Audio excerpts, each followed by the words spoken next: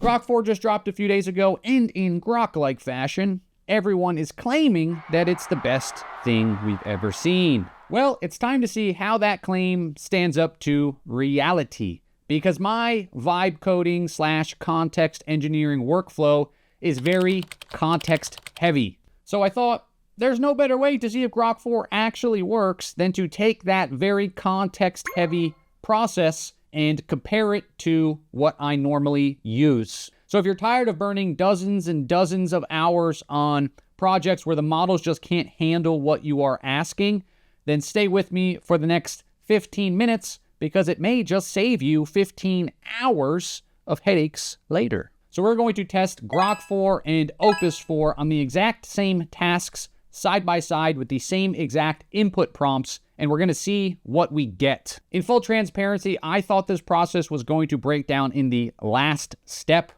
but I had to basically stop and laugh at the second to last step. So make sure you stay tuned to the end because I can guarantee you humor is inbound. So first things first, here's what I typically hate about how people do these tests. They test these very vanilla hello world or 3D bouncing physics ball type of problems when they want to test a new model against existing models. But for a founder builder, I don't really find those tests super valuable because they're not really testing how you are most likely to interact with these models in the real world when you're building projects from scratch that have a lot of different considerations moving around at the same time. So for this test, I have an abbreviated 5-step version of my context engineering framework, which there will be a video about on Thursday. And so we're going to use pieces of this process to test out some of the outputs. And so typically when we're doing this, we have our first step here where we're asking it to build out user stories and things like that, like an elevator pitch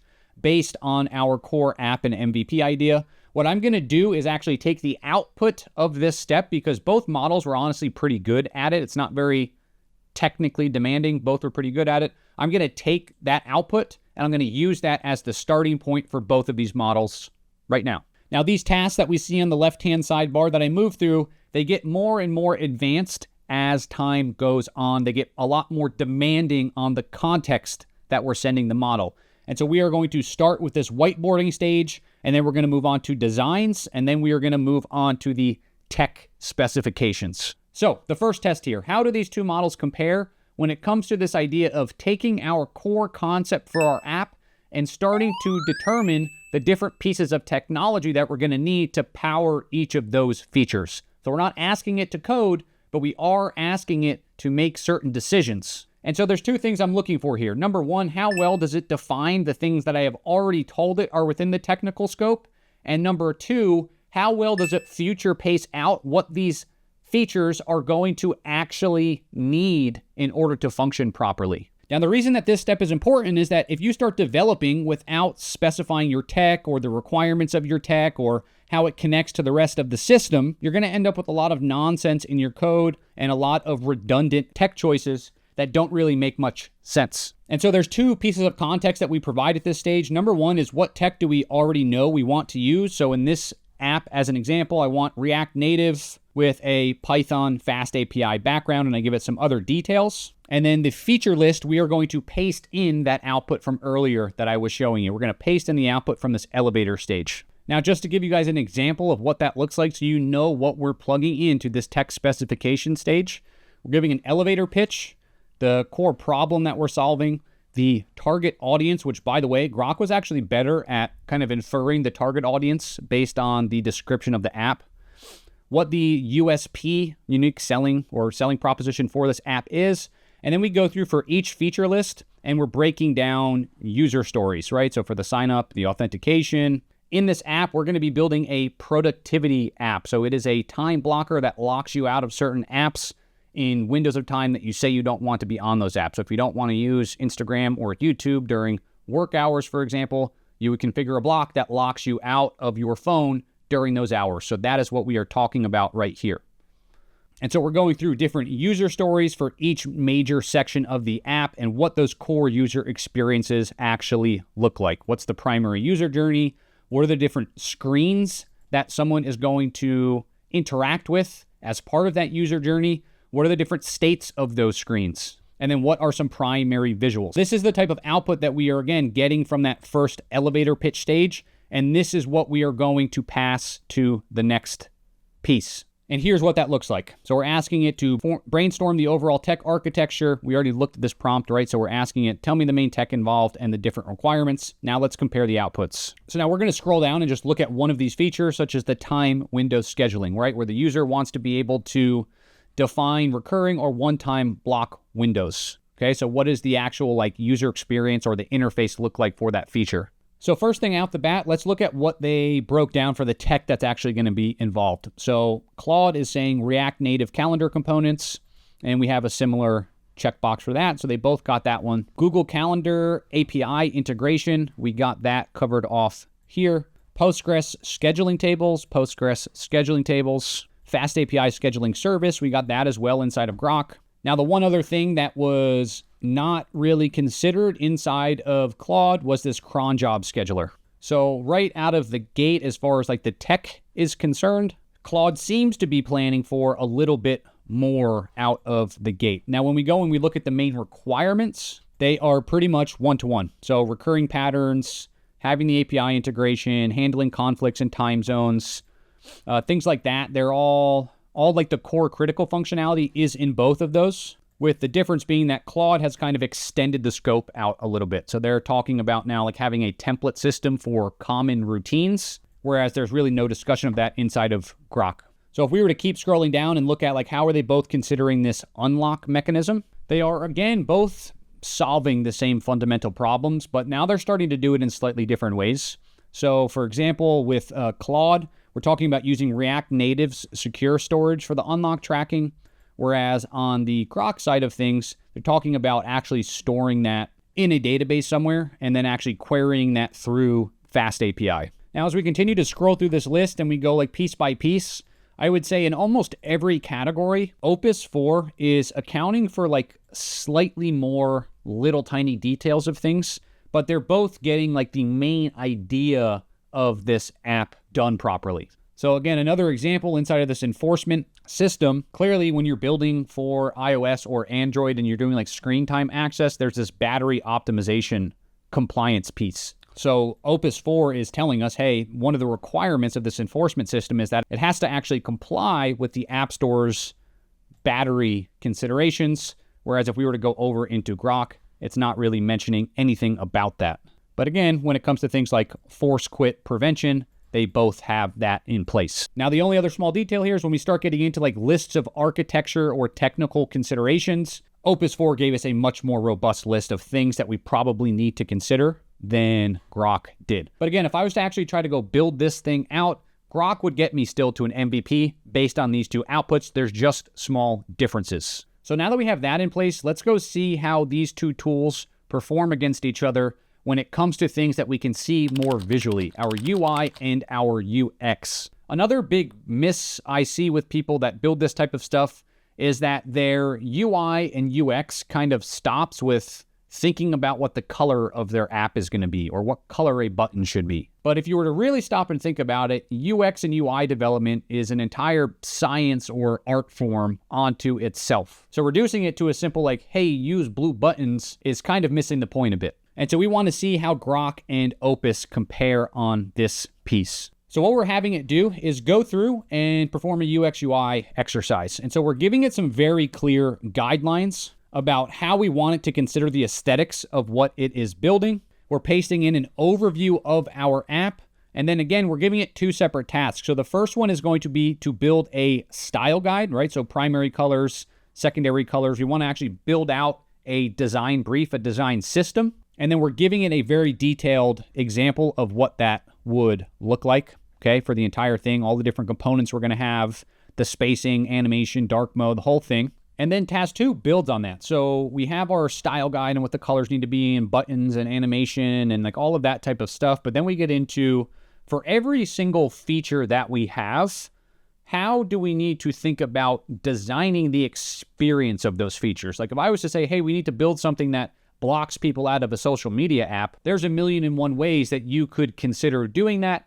and some are going to be better than others, right? And so the user experience is very important because it allows us to influence how somebody feels using our app. And so we have this big list of things that we want it to think about as it goes through each feature. Things like, how are we going to actually present information to people in a way that makes sense and is logical? If we have tons of information in the app, like their usage statistics and apps they use most often and like all of these different things, how are we going to allow them to gradually reveal or experience that information instead of just throwing everything in their face all at once, right? There's a lot of different types of elements that we want to consider when we're designing something. And so we basically tell it for each feature, I want you to go through each screen related to that feature. And then within each screen, I want you to think about the multiple states this could exist in, right? Error state, success state, something is selected, something's not selected, a lot of different options. And so I want you to think through that for every single feature. All right, so similar thing here. We're just going to look at what the output of this prompt looks like. And so all I did was take the output from that previous stage where we had the user stories and everything. I popped it into the templated placeholder, hit go, and this is what we are looking at. And so again, I'm going to look at a specific screen. So in this one, we're looking at the time window scheduling. So what the primary difference is between these two, having used them a bunch, is that Claude Opus is a lot more detailed in exactly what it is looking for. So like a really basic example of what I mean by that, things that just improve the quality of life for the person experiencing the app, something like this repeat options dropdown, right? It's present inside of this, but it is not present inside of this. So an example of that would be like when you're in one of those calendar apps and when you pick like, hey, this is my Monday time slot, I want to be available from 8 a.m. to 2 p.m., that you can just copy that quickly to all of the days instead of having to go into each box and reselect the date for every day, Monday through Friday. To me, that's a huge quality of life increase. But enough of all the talk. Let's see what it actually built. So what I did was I took each of these outputs, everything we've done so far, and I sent it into both of those tools individually. So number one, using Claude Opus 4 inside of Cursor, and number two, in a separate project, using Grok4 inside of Cursor. So Cursor, I just selected different models, created a different project, configured it the exact same way, and hit go. Let us look at what the difference between these two actually is, and I promise you, it will stun you. So option number one is our UI design system for Opus 4. Okay, now some of these screens I'm not 100% in love with, like this one. I mean, is what it is. Like, it's kind of cool, I guess. I like it better down here. It looks like it's following the actual design system a little better in certain places. I think this block configure right here seems pretty cool. Like, I like how it goes. I like the little animations. It looks pretty sleek, right? Nice little like animations and things when I'm clicking on different pieces. Tells you this nice little floating state, what's active. Some different concepts for how we could present our dashboards, right? Like how much time are you reclaiming from your life is pretty cool. So overall, I mean, pretty nice, right? Pretty nice for a basic app that we honestly haven't been spending like a ton of time on building here. And this is showing what it might look like if we have like an emergency payment. You're trying to unlock the app when you're really not supposed to be. And it's like, hey, this is going to cost you $5. Like, are you sure you really want to do that right now? Is it that important for you to get on Instagram? So pretty cool overall. Now, the moment we've all been waiting for. Editor, give me a drum roll. Boom! God's gift to Earth, Grok4, wowing us. Absolutely wowing us with its design capabilities. Totally does not look like an app that I built the first time I ever learned how JavaScript worked. This is kind of mind-blowing to me. The amount of hype that we've had around this tool, just the difference between the capabilities of these two things. It's like, I don't know what to say. I have nothing to say. Ugh. So this is why I say that I fully believe Grok4 might be very good at solving like a very technical one-off super contained problem. Like, hey, I need you to build me some gyrating 3D object that bounces off things and does crazy physics calculations in real time. That may be true. But if you're in the business of trying to do like vibe coding in particular or context engineering and you're not some super software engineering, senior engineer type that needs to build some really complicated thing for a very, very specific use case, I don't see the benefit of using a tool like Grok4 outside of the fact that you're already paying for it for some other reason, and hey, it gets you some of your work done. Because again, I'm not even going to say that these types of things are like the best designs in the world, but this is like, come on, dude. You know, like what is some of this stuff? I don't get it. I don't see what all of the hype is, from this perspective at least. But now for the big kahuna, the part where most tools actually break down. And they break down because the way I run this process takes an incredible amount of context. There's a lot of detail that goes into each of these stages. Mastering this phase is what will separate the context engineering vibe code chads of the world from the normie noobs, because it's where we can build very specific yet technically demanding stuff, again, as people that are like beginner to intermediate experience level. And so this is, again, the most robust of all the prompts. And so what we're doing is we're taking all of these outputs that we've gone through, right? The elevator phase, the whiteboarding phase, the design exercise we just went through, and we're telling it, I need you to put all of that into a very detailed project tech specification. So I need to understand the system architecture, how everything's going to connect. For each feature that you are going to build, I need you to go through and I need you to build everything. The user stories, the acceptance criteria, the tech documentation, the API endpoints it's going to use, the data models that are going to be in there, any important performance considerations involved in this feature. And then we get into all the real nitty-gritty details of the data models. What are their relationships? What are the different attributes that they have? What's the actual strategy behind the data storage? What are all of the different APIs that are going to connect with all of that stuff? How are we going to handle our authentication and authorization? How are we going to handle the actual data security? Right? All of these different considerations we are asking it to put together, and then we're just pasting in all of these outputs that we had earlier. And so again, let's side by side these outputs and see what we are working with. So as far as the actual tech stack goes, it's pretty much the same in both of those. So when it comes to like major front-end technologies, both apps kind of got this, which is pretty straightforward and to be expected. The one thing that Claude seemed to be a lot better with was what are all of these other smaller tools that are going to be working kind of around that main tech stack. Things like having a Redis cache, things like having Celery for background task processing, Alembic for database migrations. All of those sorts of things were documented inside of Claude, which means when it goes to build all of these features, it's now going to have tasks saying like, hey, we need to have Redis caching implemented. We need to have a queuing system built with Celery. Like, we need to have all of these things already thought of, and that stuff isn't really showing up on the Grok side. So now when we start getting into the details of each feature, let's see how they compare. So again, we have Claude 3.2 and we have our Grok4 section 3.2, our app selection feature. And so if we were to go look at Grok, it's saying, hey, this is the user story we're talking about. These are the technical requirements. Okay, so I need to use the different device permissions, and it's saying, hey, this is what the usage, this is what the permission would be on iOS. Saying the constraint is that there is going to be difference between the two platforms. Then it says, hey, here's your detailed implementation approach.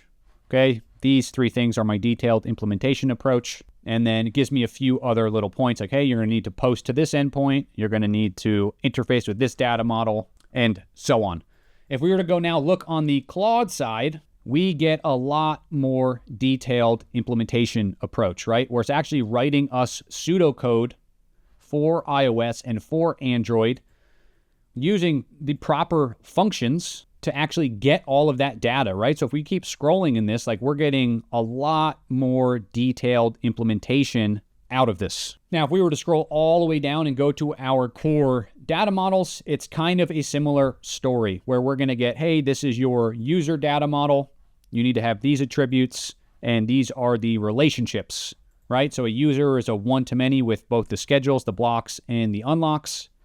And you need to index on the clerk ID, which if we were to go look at Claude, Claude is basically doing what this just described, right? It's actually building it into the code for us as opposed to telling us that this is what we need to go out there and do. And now this is a similar trend with kind of everything throughout this, where Claude is going to be actually building out this thing, whereas Grok is going to be telling you to build out the thing. So whereas Grok is going to say, hey, you need an endpoint for schedules that accepts the get method and it needs to have all of this type of stuff in here, Claude Opus is actually building it, right? So it's building out the exact endpoint and it is building out exactly what the response should be from that endpoint when it's successful. So overall, a lot more detail in nearly every category coming out of the Opus side compared with the Grok side.